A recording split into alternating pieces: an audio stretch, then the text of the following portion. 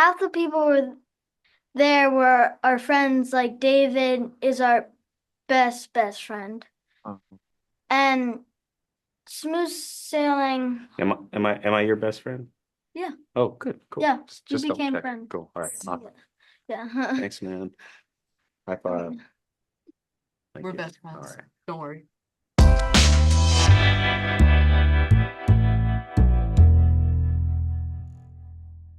Well, Ben, I'm going to start with you. I feel like this is it's funny. I watch this and I think of how they'll like analyze this, analyze that. You're so good at this, but it's such a different place for you. What was it like stepping into a role like this, years later? Thanks, man. I mean, it's been a while since I've done a comedy like this. For me, it was about what David wanted to do with this movie, which was have it be not cynical, have it be open, warm, edgy in its own way for the characters, like the movies maybe from 30 or 30 years ago, Yeah. comedies like this, and a chance to make something that was really organic because he made this movie because of these kids and he wanted to capture their energy and their spirit and their literal home and world. And we shot it in their house in Ohio with the 35 millimeter camera and a small crew. And the whole thing just felt so organic and it was really a great experience. Guys, how did this happen? Like Arlo, Homer, how did this happen for you guys? Okay, so our mom and David went to college together and did lots of projects out of college together. And then my mom decides she wants to start a family, get married, and move out to her fifth generation farm. So she moves out here, 10 years pass by, they keep in contact, and they're still, of course, best friends. David has this little time period when he can come and visit us. He spends 2 days with us, and he he tells us that he's inspired by how when we met him, he said we hugged him and we treated him like we had known him our whole lives. He leaves. A couple months later, he brings back Leland Douglas, the writer, and Chelsea, his assistant. And then we start going over some stuff that they might add in. And he brings back an 80-person crew a month later and starts making a movie. Yeah. It all That's happened pretty quickly. It's crazy. that's so weird. It's so exciting. What about you? How did you feel about these people coming in and kind of publicizing your life in a way? I loved it. Half the people were there were our friends. Like David is our best friend, Oh. and smooth sailing. Am I your best friend? Yeah, Oh, good, cool. yeah, we Just double became check. friends. Cool. All right. Awesome. Yeah. Thanks, man. High five. Thank We're you. best All friends. right. Don't worry. Yeah, Sweet. That best. is, I just want I, to be your best friend. That's all. wow. That's real. I mean, that's just to me, that's so sweet. I mean, what was it like a family? It just seems so Yeah. nice.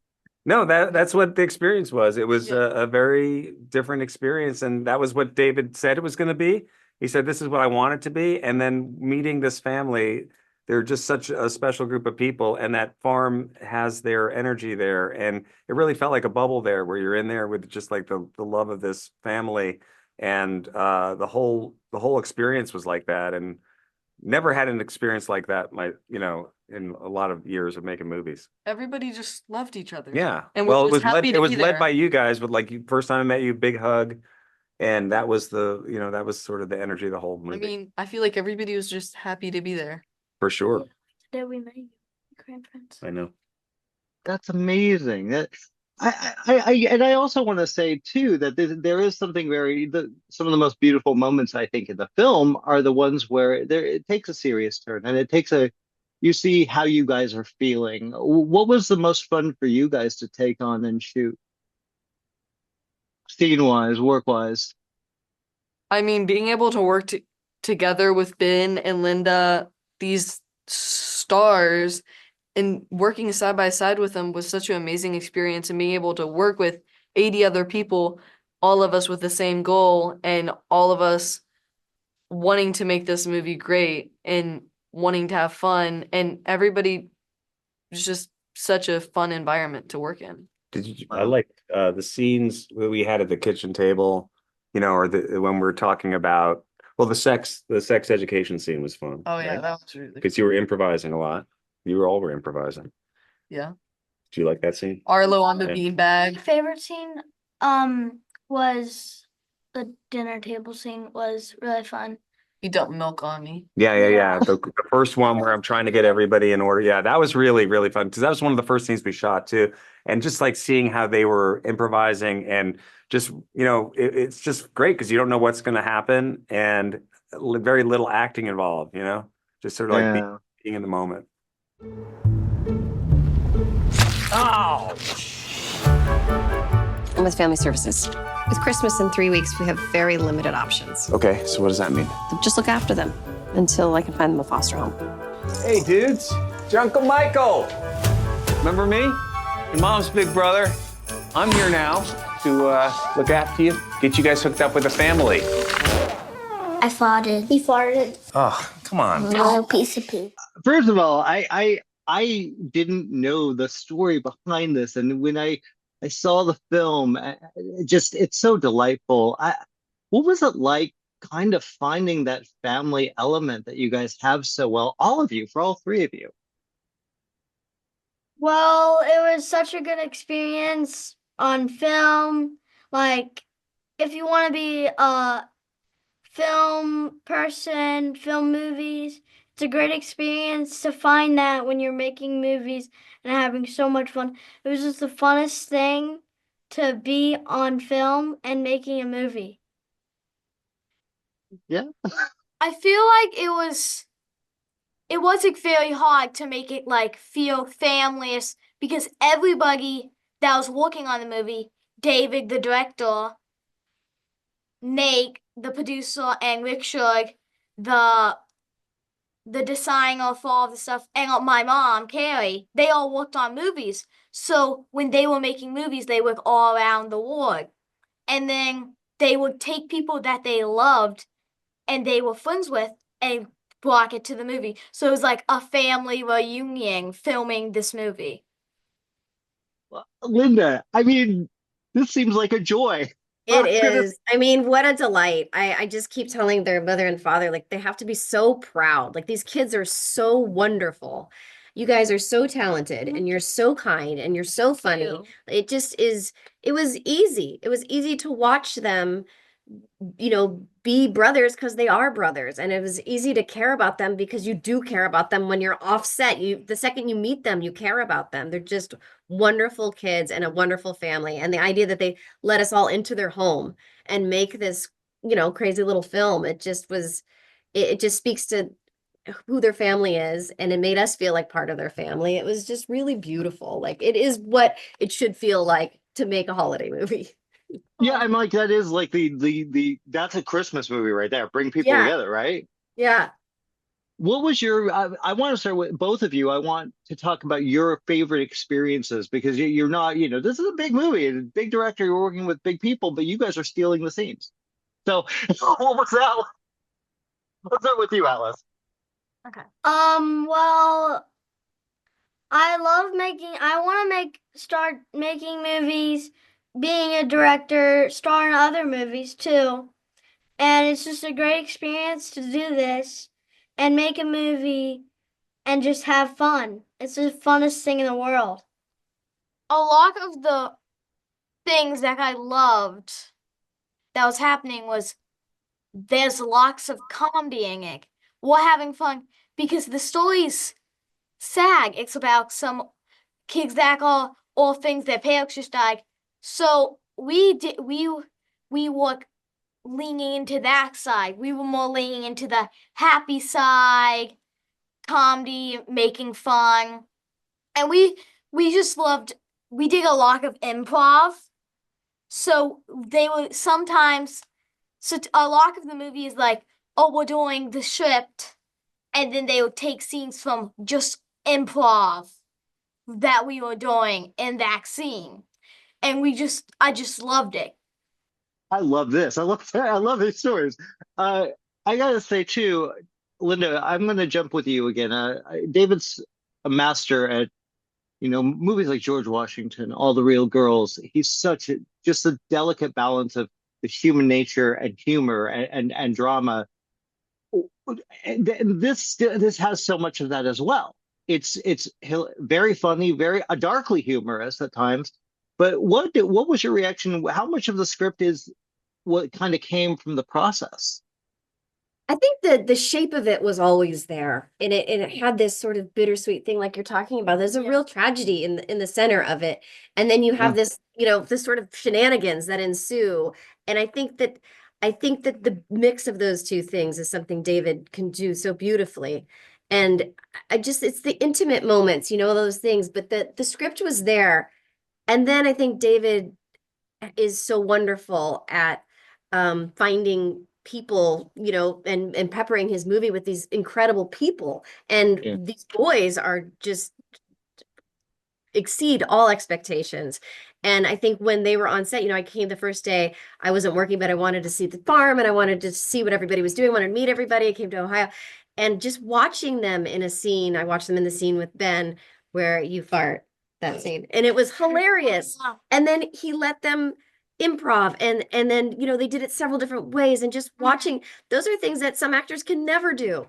Some actors are more stringent, Yeah, he and gave us a lot. and he also, like, he knew, I think you guys trusted him and he trusted Yes. you, and it was a Mhm. very creative environment in that way. And I think that's David handles that really well. And I think his heart is really in the movie, and he cares about, these are his friends' children. He cares about them. So the idea that this movie was sort of to celebrate all the wonderful qualities that these boys have, and then turn it into something that people could love as a holiday movie.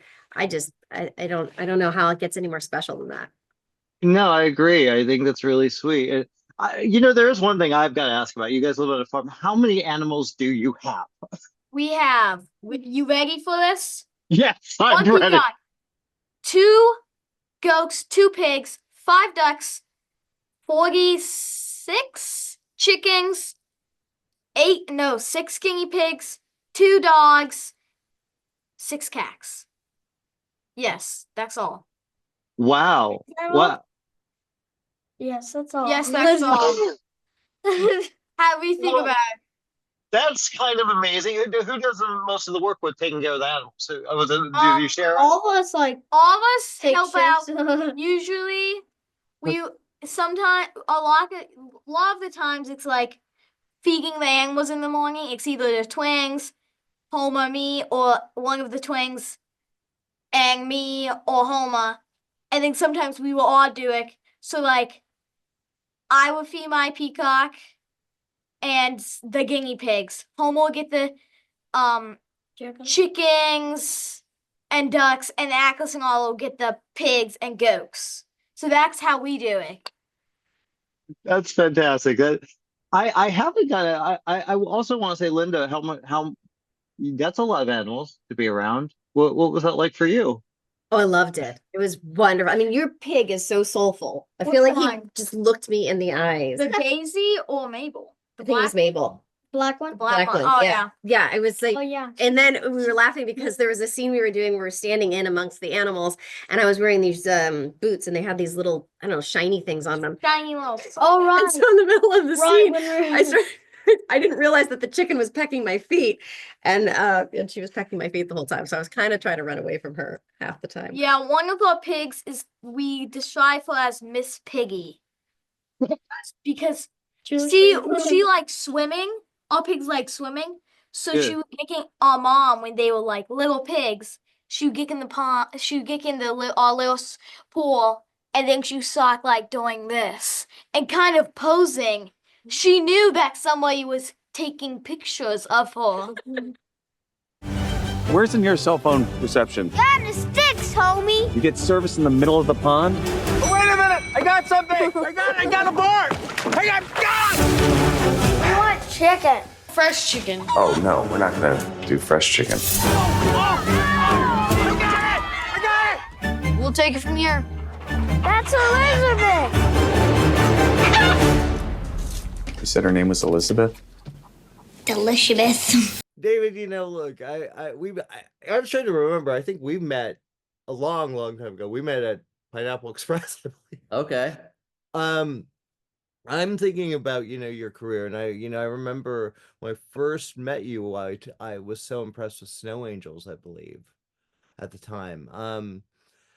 you have kind of gone back with Nutcrackers into a way that's kind of, I don't know, it feels like kind of a mix of what you uh, uh, a bit of everything that you've done, whether it's Your Mhm. Highness, whether it's Pineapple Express, whether it's George Washington, whether because there are some moments in this film that are really just supremely heartbreaking. That's cool. I Yeah. mean, it really was timing wise. It was just like it felt like I just needed to step away from horror for a minute and do something challenging for myself, to be lighthearted, to mix it up, to make something my kids could see, um, and and I'm always doing things that are somewhat inspired by what I last did, or a reaction to what I last did, and so it Yeah. was radical in a lot of ways to like think of, what if I made a movie with a happy ending? I've never done that, you know. Like what if I made a movie that makes everybody feel warm and fuzzy, you know? Like those are challenges that I set for myself, um, with trying to make a movie that's leaning into a lot of the tropes of movies that you and I probably grew up with, you know, Yeah. the movies that I think have a fun sense of juvenile spirit to them. A lot of movies I see like in the last 20 years are pretty manicured, Hollywood polished, great actor kids that hit their marks. But like, what about those rough and tumble movies like Six Pack and Bad News Bears? Um, and so that's kind of where this began. Well, it began when I met these kids, and I thought we should write a movie for y'all. But then the real inspiration of what do you do with these messy, cool kids that run a farm and dance ballet? Like, let's make a great Michael Ritchie movie. You know, those are the kind of things that I was thinking. Well, it's so interesting because I mean they always say write what you know, right? So I guess you write a family that you know, that's really creative. Yeah, right, for these kids, you know. So it was that I brought my buddy Leland, who I go way back with, and brought him out to the farm and said, "Here's where we're filming a movie, and here's going to be the stars of the movie. What's the movie about?" You know. So we had a location before we had a script.